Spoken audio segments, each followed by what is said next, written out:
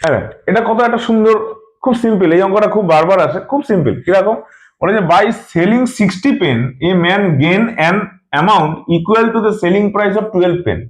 তার মানে gain is equal to selling price of 12 pen. তাহলে আমি gain is equal to 12 SP ধরে নিই, সেলিং প্রাইস অফ 12 পেন মানে গেন। বলছে 60খানা পেন বিক্রি করেছে। আচ্ছা, যদি আমি একটা পেনের দাম selling price of 1 pen is equal to ₹1, তাহলে 60 পেন কত হবে দাম? সেলিং প্রাইস কত? 60। একটা পেনের দাম যদি 1 টাকা হয়, 60টা পেন বিক্রি করেছে, 60 টাকা। গেন কত? যদি একটা পেনের দাম 1 টাকা হয়, এসপি যদি 1 টাকা হয়, তাহলে গেন কত, প্রফিট কত? 12 ইন্টু 1 মানে 12 ইন্টু 1 মানে কি 12 ইন্টু 1, 12 ইন্টু 1, 12 ইন্টু এসপি মানে 12 into 1, SP is equal to 1।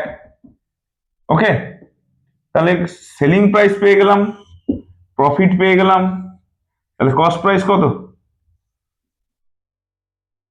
60 minus 12, 48 টাকা।